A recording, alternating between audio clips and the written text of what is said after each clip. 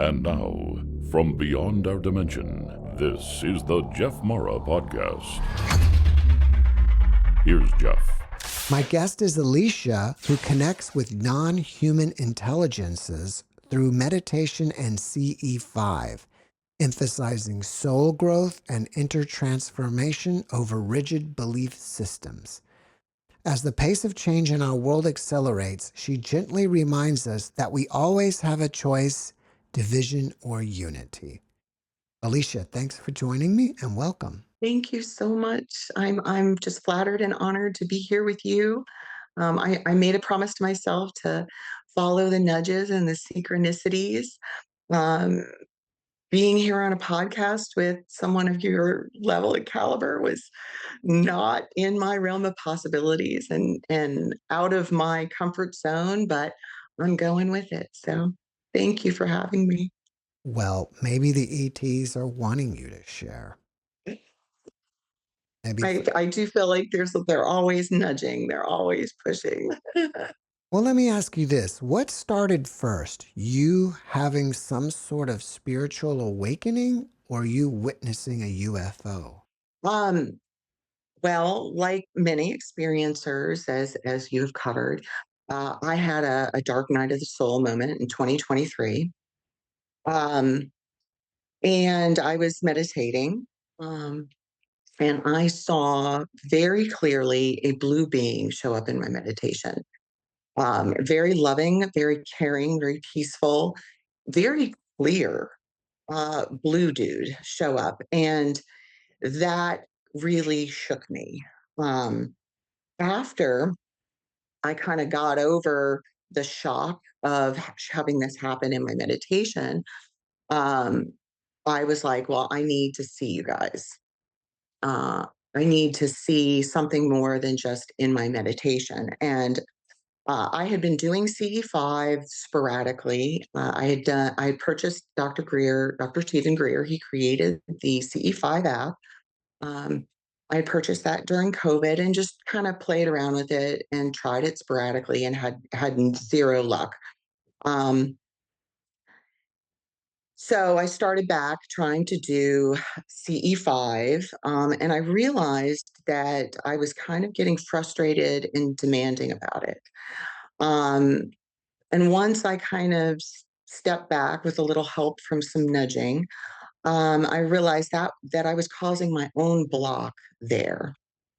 Once I kind of calmed down a little bit and did some self-reflection and shifted to, well, what do I need to do to work on me, is when I heard back in 2023, go film the sky in slow motion, in super slow motion and this happened during the day. And I was like, okay, that was really weird. I thought this is just going to be my own little experiment. Um, And I went outside and I did it. And in the replay, I was catching things.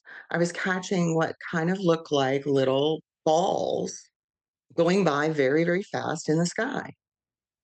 Um, and I'm like, okay, this is just this whole process is very shocking, especially for someone like myself who I was not into the UFO world. It was kind of a passing interest, just fun to think about kind of thing. So I didn't know about all the lore and the stories like that you frequently cover. Um, but I kept feeling nudges to continue to do self-reflection, to continue to work on myself. And I was like, well, what's the deal with these balls that I feel like I'm catching? Am I just catching? I had no idea. I'm not a technical person. I'm not a camera person. I'm not a. So I'm looking at all the angles. Um, and they told me that those balls belong to them, whatever them we is, and they're cleaning the skies. And then they showed through synchronicity, I found Dr. Courtney Brown, and He's one of the more prominent people in this UFO field. And apparently, he's been filming the sky in slow motion, catching fast movers for quite a while. And again, I had no idea. So that helped me kind of settle me down, and I kept working on it, kept working on it. Um, and I grew up in with the Christian faith. Please forgive my fellow elder brother Christians. I know every time you bring up Christianity or faith, a lot of times it triggers people. That's not how I personally see Christianity, and we all have our own lens. So if we could just give each other a little more grace, I think that's one of the things we're really needing to work towards, as opposed to just quick knee-jerk reactions. But anyway, um, I really just focused on meditating more and trying to go into like higher realms, which also made me really do more reflection on these whole labels and names, because in my mind I wanted to put everything in little separate boxes. The boxes can't touch. Everything has to be named properly, and everybody has different names. And the message that I keep getting is the labels don't matter. It's the growth, it's the soul growth, that whatever this phenomenon, this collective field, is really pushing us to reflect on. If we go back to the meditation that you had where the blue being appeared to you, did he appear humanoid but just blue? Yes, yes, like a smaller kind of glowing, very bright. I don't want to say turquoise, but very blue. And did you have some sort of conversation with him telepathically or something?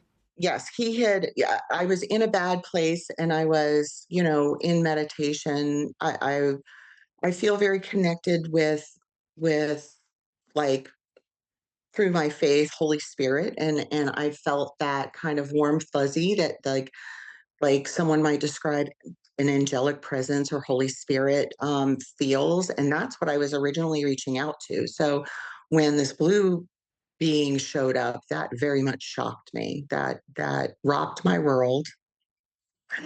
And like it said, at that point, I had no idea about any of, there's lots of lore about all kinds of multidimensional beings, and I had no idea.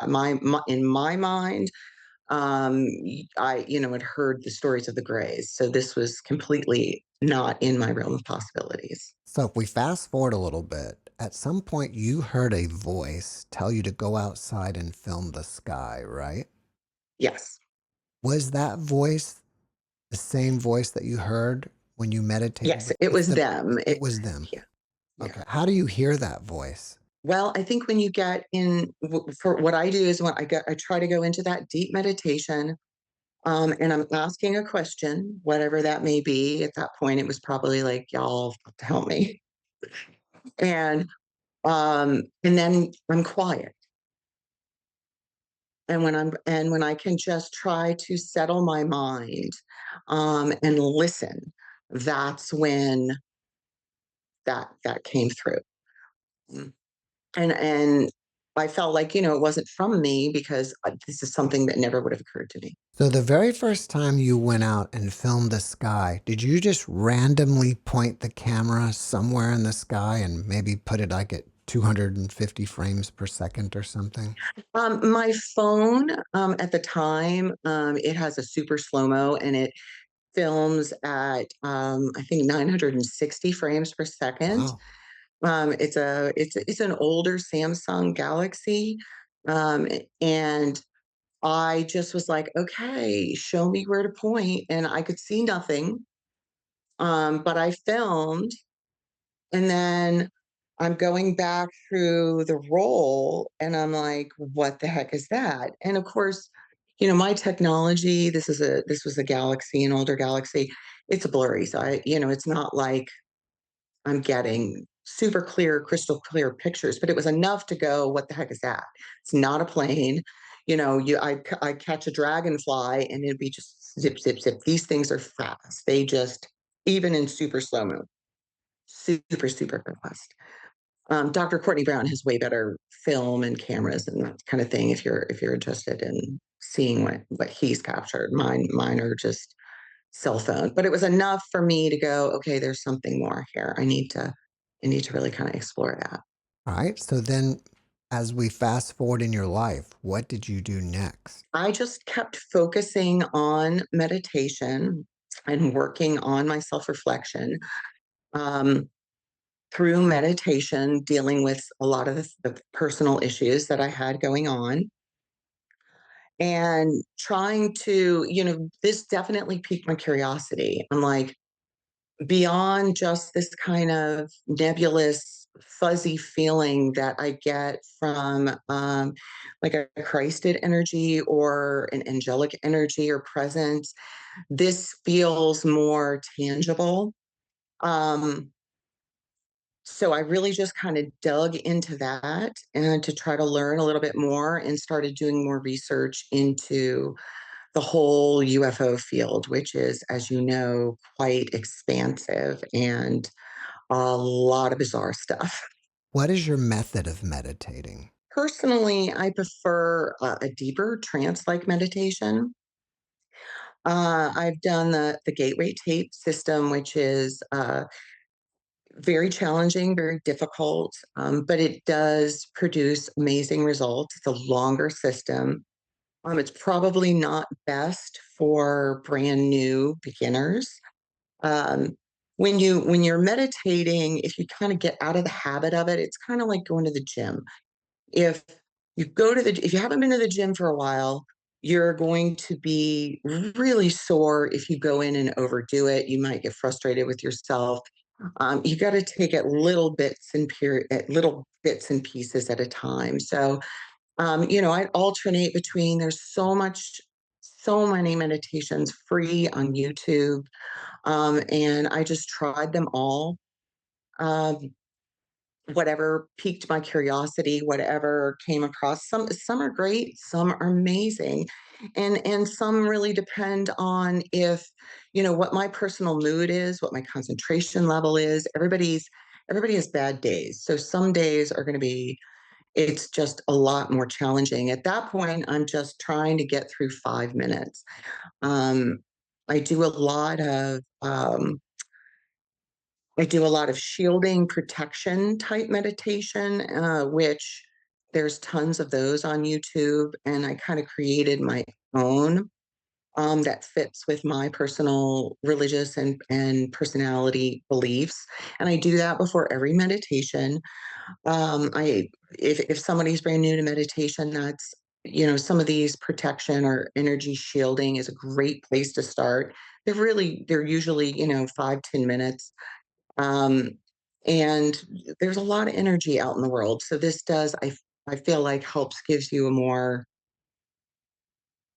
feelings of safety, security, that type of thing. Do you continue videoing the sky?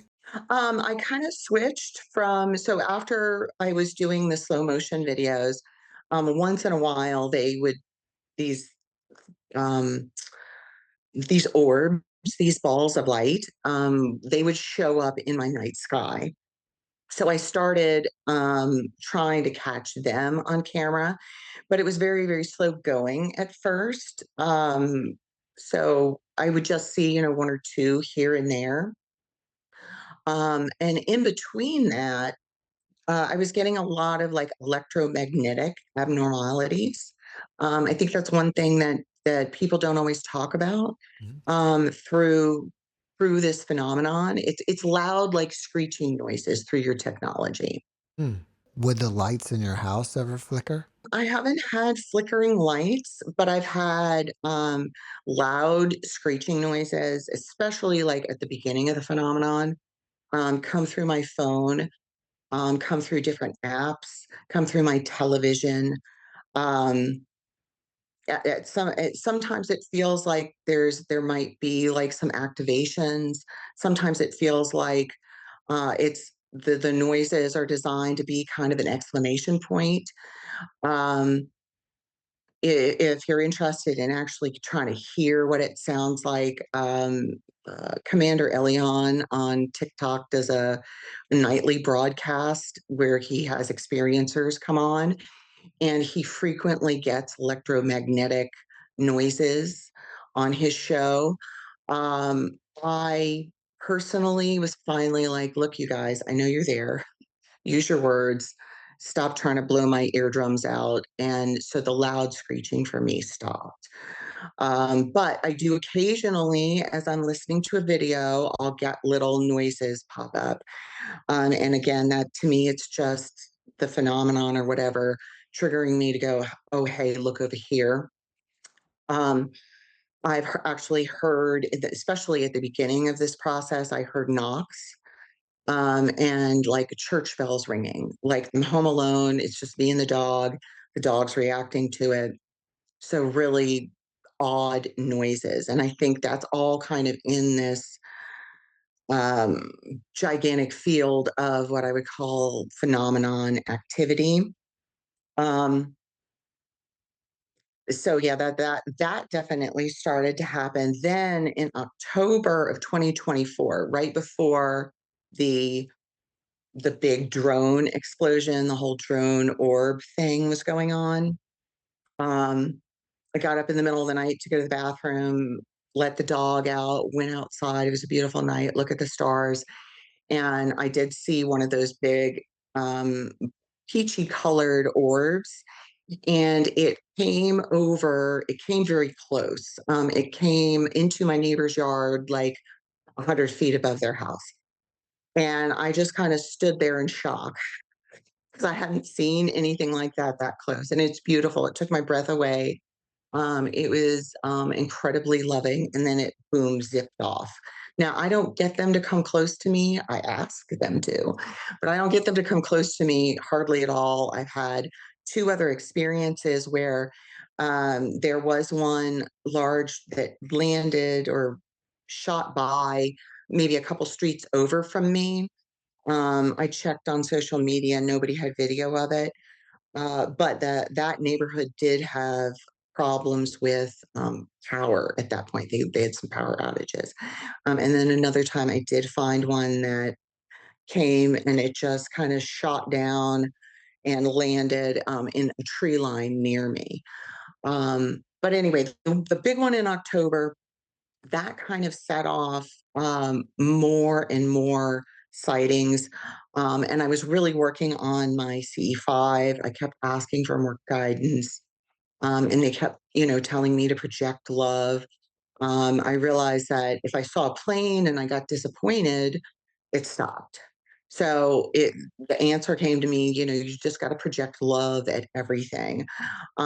This phenomenon seems to really be intrigued by and attracted to when we can kind of get into the flow state of our brain. If I am in that state of mind where I'm going over all the stress of the day, all the things I'm angry about, all the things I'm annoyed by, nothing happens. But if I can meditate, listen to some music, and just get into, just the flow of the music, and music itself, it lives in the more creative part of our brain, and we're focusing on that. Um, that super critical analytical part of your brain stops. Um, and that seems to be very correlated with having success with seeing the orbs. Like Chris Bledsoe says, skeptics just don't see them. Um, I think I think music can be the key, especially for people like when Gary Noland, Dr. Noland, who is by far one of the biggest. I don't know if you've had a chance to talk to him, but the man's he's a genius, and he's definitely doing some amazing research on the phenomenon. And he started working with that Skywatchers group. Um, but when he went out with Skywatchers, he saw nothing. And when you're that brilliant and you're that analytical, I'm sure it's extremely difficult for some woo person to say, open your heart and project love. um, it's like telling it would be like telling the poor man not to breathe. So, but I think that if some of these scientists, and we've got these just brilliant minds like Abby Loeb up at Harvard with the Galileo Project, if they can throw on those headphones and just jam out to whatever floats their boat, I think that will help trigger some more of that creative part of their brain. And the if there's like psionics teams or CE5 teams trying to attract these UAPs, I think you'll get better results. So that's my 2 cents on it. But there's definitely that's what I've been working on, is really trying to get into that flow state. And I also wonder next time you talk to everybody, but next time you have like a pilot on who's seen some really weird stuff, I would love to know if they were in the flow state, because I imagine someone who's flying an F-15 or really out there enjoying being in their element and in the zone, like athletes talk about being in the zone. I imagine they're in the flow state. So for whatever reason, that definitely seems to be attractive to this phenomenon. I think that's a great question. Let's take a look at some of your videos. Okay. Alicia, tell us what we're going to see in this video. So this is just some little clips of some of the orb shows I get in the evening when I can really get into that flow state. Um, and I put them together here. Can you see it okay? Mm-hmm. All three are showing at the same time on one night? I'm having trouble hearing you because I don't know how to turn the music portion of it off. That's a freeze frame, and you can see how sometimes they split up.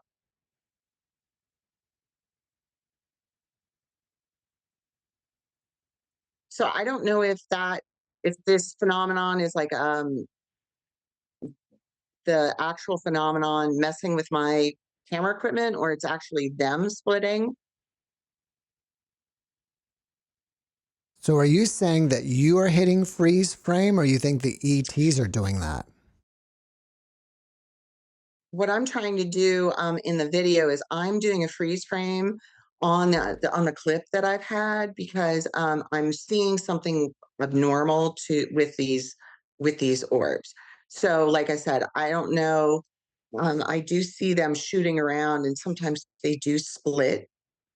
But I think, like in this particular video with the lines, I think that's their influence. I have Let's play it again. Okay.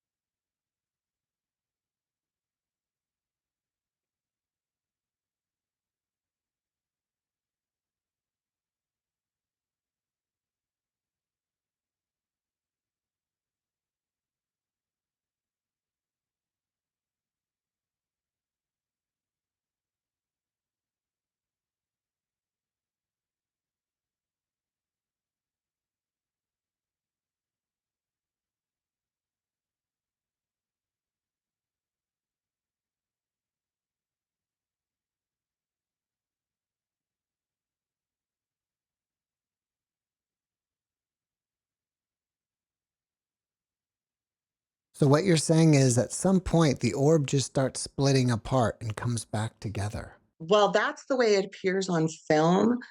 Sometimes like they don't, I'm not actually seeing that in my skies. Sometimes the balls of light, sometimes they'll blow up and get bigger. Sometimes they'll go smaller.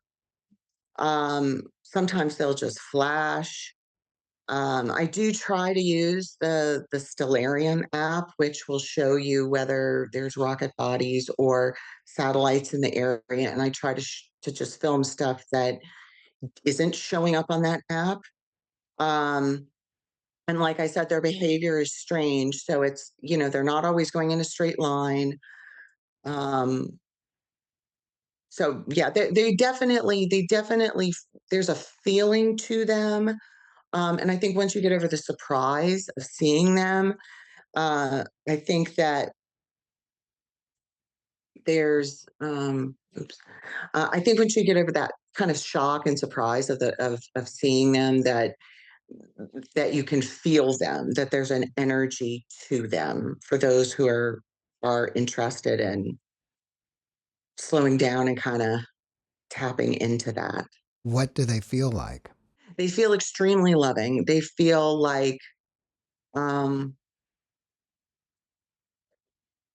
they see you completely, like that, like there's no the kids in the telepathy tape. Someone in that series explained it best, where they were like, uh, there's a difference between saying someone, well, let's do Thanksgiving this year at your house, versus this consciousness connection. Let's do Thanksgiving at your house, where you're seeing everything, where you're feeling everything, where it's a complete visual, um, emotional components. You're feeling it, the completeness of it. Okay. And there's no, and there's not, and the other thing the kids in the telepathy tape said was, in that consciousness field, there's no room for lying, because everything is so connected and transparent. And that's the way this whole process feels to me, which I think is very foreign to us humans, who are very stuck in our separation, in our 3D worlds. Um, when what they're trying to do is help us move us back towards letting go of some of our human projections of our issues onto them. What are we going to see in this one? These are just little clips of some really pretty colors that I've seen, because they show up in all different kinds of colors.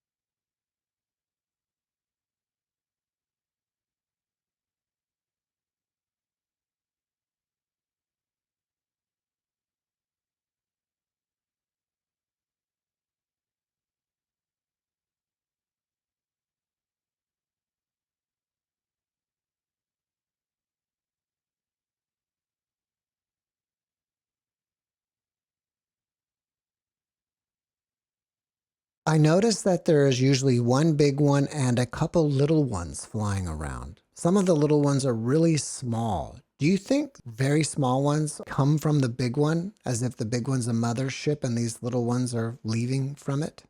Some of them, they could be a variety of things. When I've asked them what they are, um, the visual that I get is that there is there are larger galactic ships, just kind of out of phase.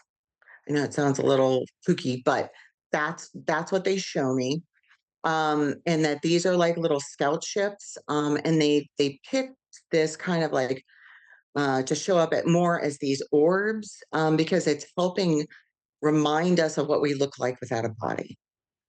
And um, they're showing up more and more and more, um, because this other group. I think there's been orbs. I think there's been people having connections with this this vastness. Some people will call God, consciousness field. I think people have been having those for eons. There's plenty of mystics and saints and spiritual teachers who mention things like that. Um, but for me, I feel like what's changed, is this large group that's been called in of these multidimensional, but in body extraterrestrials. Because the more I ask about it, the more I am seeing in it, and they're like all working together. So they brought their ascended masters with them too. So they have their own Jesuses and angels, and it's because they're more spiritually evolved than us, and they're connected in this consciousness field. That's their primary form of communication is telepathy and through the consciousness field. They've come to help us kind of move forward in remembering our the essence of our soul. So that to me was the reasoning why they picked the shape of the orb, why we're seeing more and more as we're approaching, more changes in our world. So are you saying that these orbs are just conscious sentient beings, or are they crafts surrounded by some sort of energy field that makes them look like an orb? I've asked about that, and what they explained to me was um, their technology uses consciousness as their power source. It's not like they've got a nuclear power plant on board or a coal factory on board to run that. It's actual consciousness, and it's completely embedded within all their technology. In fact, even in like if you're in body and you need a prosthetic arm or something, the technology is embedded with this like source consciousness. So that's why their crafts feel very alive, because they are. And to me, the best way I can describe it is it kind of feels like this just profound integrity, like a mechanical, but very like a Boy Scout on steroids, extremely profound integrity. And I'm like, how did you guys do this? Now I think when you meditate and you ask questions, they're going to give you information based on your skill level and understanding. So they're not going to give me math. Um, so my explanations may be a little bit more simplified versus like if Dr. Gary Nolan could actually tap into, they could really give him some fantastic information because he's got the brain power and the math to understand it. But um, somehow along their evolutionary process, they were able to kind of invite source consciousness, which is all around us. It's in us. It's part of just this field. They invited that into their equipment. That's how they explained it to me. And I think that might explain why some of our scientists supposedly, uh, as you know, through some of the UFO lore, they've either been shot down by our pulse weapons or they've crash landed here. And that's why we have such difficulty, I guess, getting into it and translating their data into our data. And it's because in order for us to understand how their equipment works, we have to understand the way the language of consciousness. So that's why it's all connected. Um, they did, because I was asking, I'm like, well, is this like ChatGPT? Is this like AI? And they were kind of like, well, kind of, but it's a sentient source consciousness that's working through their equipment technology. They seem to give me the impression that maybe one day our scientists will figure out how to get like our AI to connect with that source consciousness on kind of a limited level. Like they don't want us Googling things on how to harm ourselves. We've done that well enough already.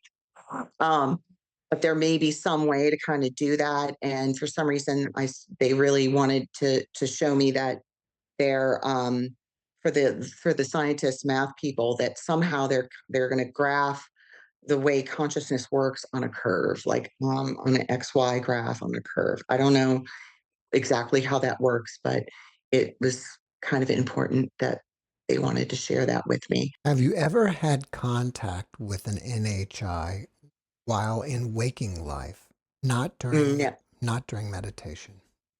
just seeing this gigantic orb in my neighbor's yard above their house. I mean, I definitely feel their influence. I definitely feel like part of the way that kind of creative part of your brain works is it moves you through synchronicities. And so I that hasn't happened, but I do feel like that's definitely coming.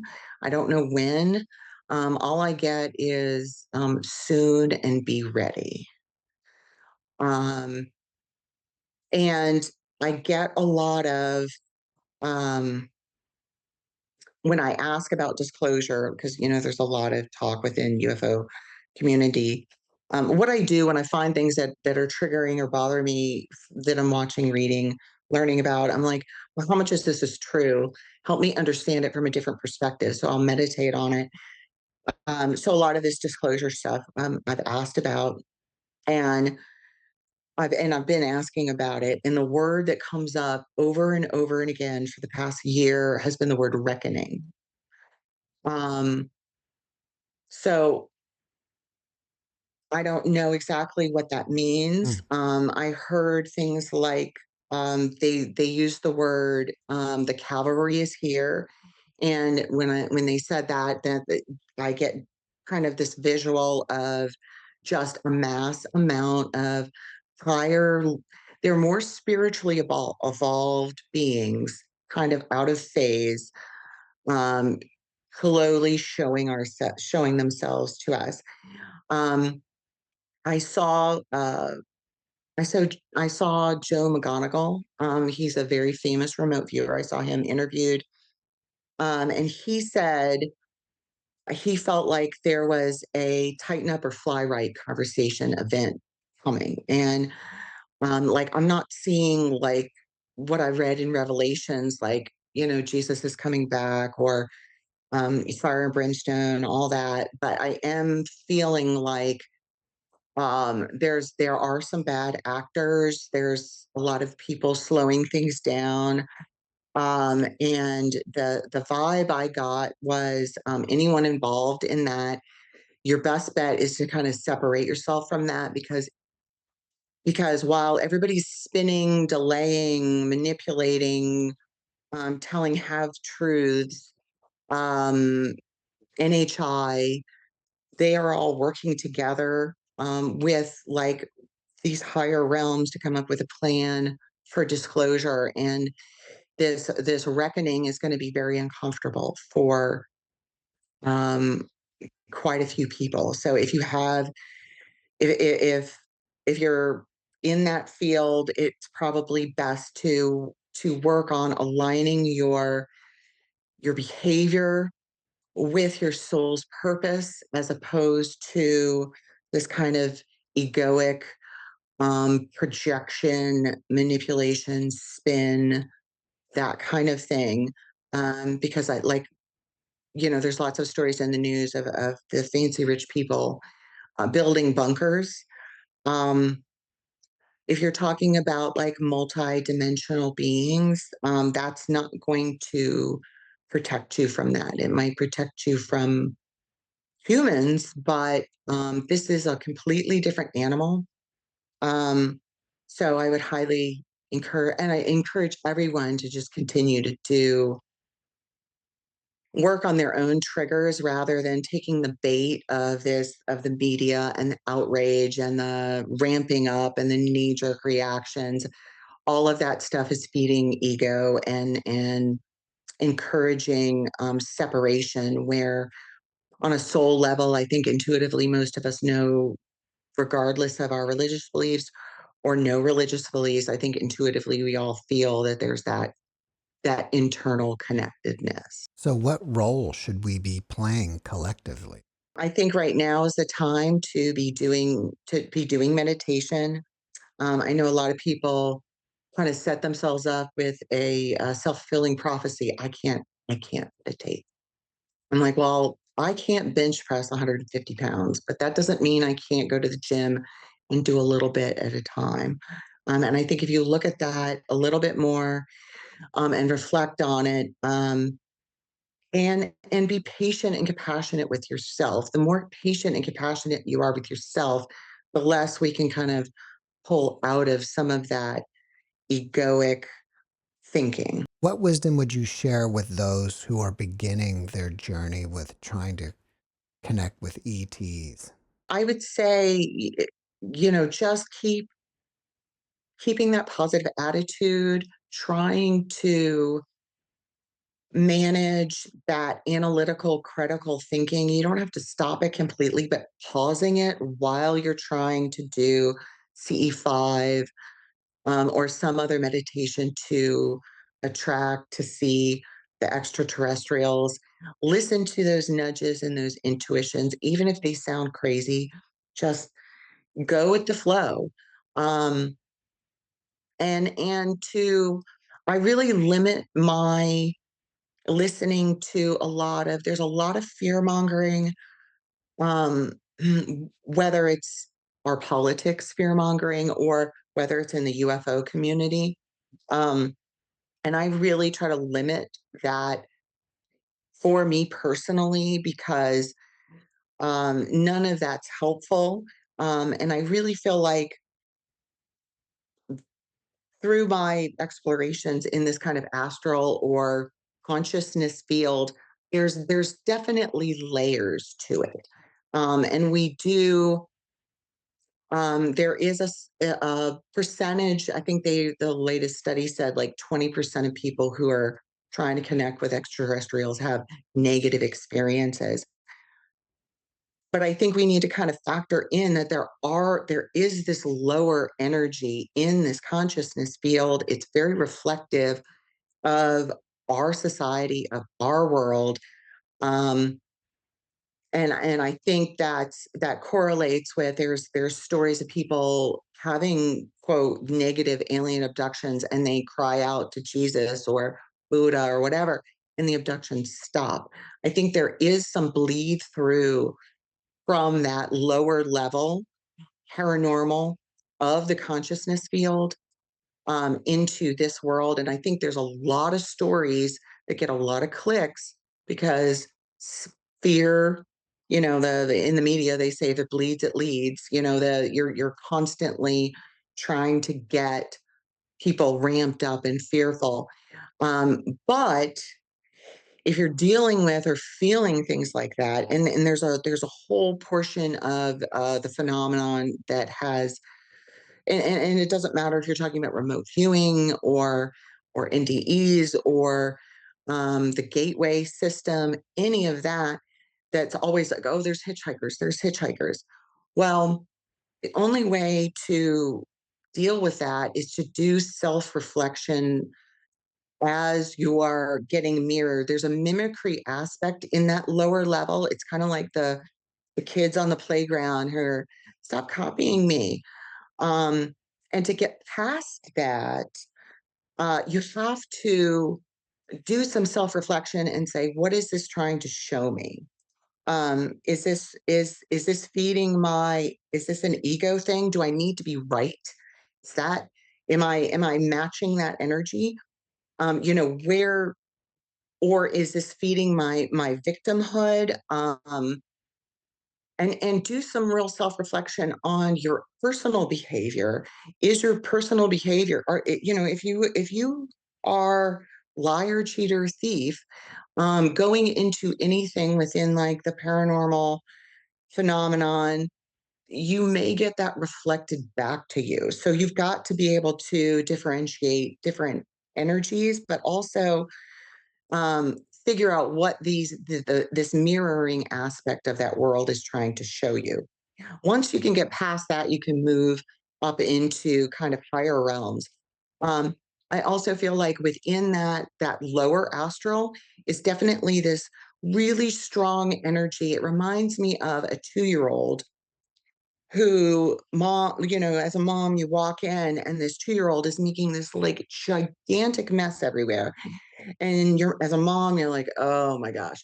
And you go over to try to help this child, this 2-year-old, clean up this gigantic mess. And the 2-year-old's like, no, do it. I do it. There's definitely this kind of egoic, I'm going to do it my way, um, energy within kind of that lower paranormal astral field, um, where when you can kind of self reflect and think, well, even if I'm not a religious person, if there is higher realm energy out there helping, what if I called? What if I called that higher level energy? What if I asked for help? What would happen? And I feel very strongly that the more you do that, I don't know if you're going to have a blue guy show up in your meditation, but you're definitely going to feel that there is more to this plane, there is more to this field than we fully comprehend. Modern science and ego wants to tell us it's only this one little box, none of the other boxes touch. But in reality, that's just not the way it is. So um, I would just try to encourage people to expand that and let go of some of that fear narrative. Listen for it, um, and try to listen to the message person is telling as opposed to their egoic projections, because we're all working, all trying to progress, and sometimes in that process the ego will kind of pop up and take over. Have they ever given you a message for humanity? Just that now is the time to really be doing the self-reflection and working on yourself, that your personal energy, you're giving away your power when you are putting the responsibility on government leaders, influencers, um, people we look at as superior to us to tell us what is going on. When the answer is to really go within, we are in a world where there's scammers, there's deep fakes, AI is doing shockingly amazing videos. But the more we quiet our mind and the more we can step back and tap into that soul essence, the more we're going to be able to kind of pick up on some of the manipulation tools that are being used and see things from a larger perspective. Like somebody lashes out at you, oh, wait a second, that's really more about what's going on within them than what they're saying about me. And if they're lashing out and I meet them with that lashing out energy, it just escalates. But if I meet that person with compassion, trying to understand, maybe it kind of makes everybody feel better. And for whatever reason, in the consciousness field, there's a lot of very just chaotic energy. And I feel like we're getting that all reflected through our media, through um, the UFO community, and it's time to kind of to do that. Dr. Phil's statement is, "How's that working for you? You know, are you tired yet? Are you sick and tired of doing the same old thing? Um, what are you personally going to do about doing that self reflection? How can we expect President Trump or back when President Biden, how can we expect any of them to reflect compassion um, and that kind of thing if we can't even give it to ourselves? We can't give it to our neighbor. So it starts with us. Um, and like I said, I just feel like really big things are happening, and just stay calm, stay grounded. Don't listen to the fear mongers. Listen to that inner voice. Try to keep connecting with spirit. You'll know, just like if you walk into a room and you meet somebody for the first time, if they give you the ick vibe, your whole body is like, yeah, this particular person is doesn't have the best intentions. And every time you've in your life where you don't listen to that little inner voice, you usually regret it. So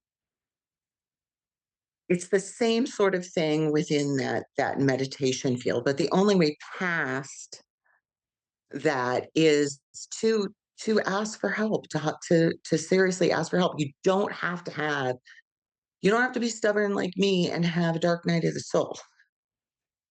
You can do it completely on your own, and just do it little by little and work on those things yourself. After watching this podcast, people may want to reach out to you and ask you questions or watch some more of your videos. How do they do that? Well, I'm on YouTube, and I'm on TikTok, and I'm on X. Before we finish up, can you leave us with a last positive message? Well, we're just all works in progress, and we're getting there. And it doesn't have to be this big cataclysmic event. It can be individuals working on themselves little by little, exploring things. Um, you don't have to. You don't have. The Beatles said, love is the answer. But I think sometimes in society we had confused love not being setting boundaries. So I think you could have loving, energetic boundaries, um, when you are doing this process. And I think that you can guard your energy, because if we are all one and people are lashing out, they're hurting themselves as well as hurting you. And that's just, we got enough of that. We've got enough drama. We've got enough problems. We've got enough people that are absolute experts on psychology using all kinds of psychological techniques to manipulate, control, and sell things to us. Um, the Christian church, for example, has been used for forever since its inception as a form of social control and manipulation. However, that's all aspects of man. That's all aspects of us.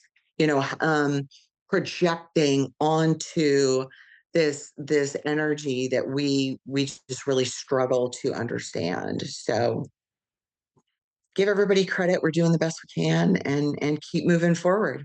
Alicia, thank you for your message and thank you for being my guest. Oh, thank you so much. I hope it helps somebody. This isn't really my forte or cup of tea, but I that was my whole goal here, is just to maybe, I know people kind of feel crazy as they're going through this, and sometimes our family doesn't understand, but there are people who do, and it can be definitely a growth experience if you choose it to be.